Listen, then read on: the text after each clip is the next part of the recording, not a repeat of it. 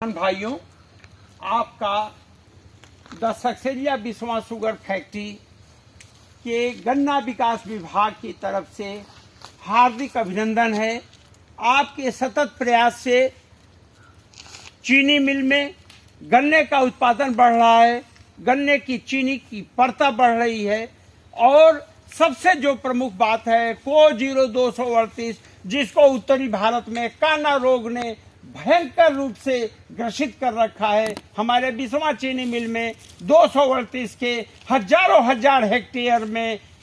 238 बहुत अच्छी तरह से चल रही है। और इसका सबसे बड़ा जो कारण है वो है कि आप लोगों के सानिध्य से, हमारे गन्ना विकास विभाग के लोगों के प्रयास से डॉक्टर रामकुशल सिंह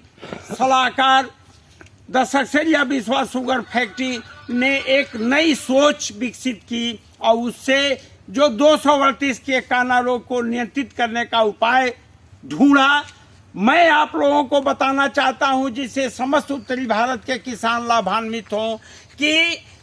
काना रोग को पहचानेंगे कैसे। अगोले के ऊपरी भाग में आप ये देखें कि जो इसका प्राइमरी इन्फेक्शन होता है, जिसमें कि ये पत्तियां जो लेमिना है वो सब पीला पड़ करके सूखने लगती है और ये पीछे से सबसे बड़ी पहचान तीसरी और चौथी जो पत्ती है वो लालिमा लिए हुए लाल लेते हुए फिर भूरा हो जाती है। उसके बाद से ऊपर से पत्तियां सूखनी शुरू हो जाती हैं और जब इस गन्ने को आप देखेंगे तो खेत में खड़ा गन्ना जो है वो उसमें जड़ें विकसित हो जाती हैं। और ये देखिए, ये जो आपका लालिमा दिख रहा है हर पौड़ी पर, इसकी वजह से काना रोग का भयंकर जो जीवाणु है वो दिखता है। तो ये जो काना रोग का पहचान है, और जब इसे फाड़ेंगे तो आप ये देखिए, इसमें आपको लाल सड़न, ये पूरा का पूरा लालिमा लिए हुए सिरके की दुर्गंध दिखाई देती है और इसमें आपको कुछ भी नहीं मिलेगा, न तो गन्ना मिलेगा न चीनी मिलेगा और किसान का, चीनी मिल का, सबका बहुत बड़ा नुकसान हो जाएगा। इससे बचने के लिए आपको जैविक विधि से जो आप नियंत्रित कर रहे हैं, इसकी चर्चा हम करना चाहते हैं कि हम लोगों ने गत वर्ष युद्ध स्तर पर यह प्रयास किया कि ट्राइकोडर्मा का लिक्विड फार्मूलेशन ले करके और उसकी हमने ड्रेंचिंग कराई जैविक। जैसे कोरोना बीमारी में आपने देखा कि जो लोग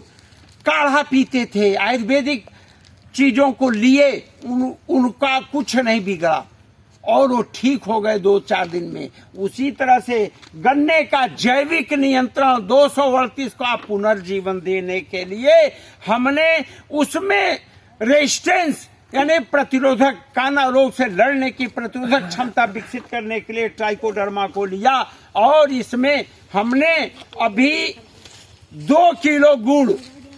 का शरबत बना करके और उसमें आधा किलो 1 किलो बेसन और शेष मात्रा पानी में मिला करके इस ड्रम में, प्लास्टिक ड्रम में, ताकि कोई क्रिया न हो, उसमें डाल करके और शेष पानी से भर दिया। इसके बाद जो हमारा ट्राइकोडर्मा है उसकी बॉटल हमने डाल दिया। तो 4 से 5 दिन छाए में इसको ढक के चलाते रहने से इसमें इतनी ज्यादा मात्रा में ट्राइकोडर्मा हो गया कि इस ट्राइकोडर्मा का जो उपयोग है वो जब ड्रेंचिंग के माध्यम से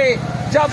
खेत में जाएगा तो इसमें जो है ये विकसित होगा और सिस्टमिक रेजिस्टेंस पैदा करेगा, जिससे काना रोग की बीमारी नहीं हो पाएगी। और यही कारण है कि बिस्वा चीनी मिल के 238 गन्ने की तुलना किसी भी चीनी मिल से नहीं की जा सकती। तो मेरा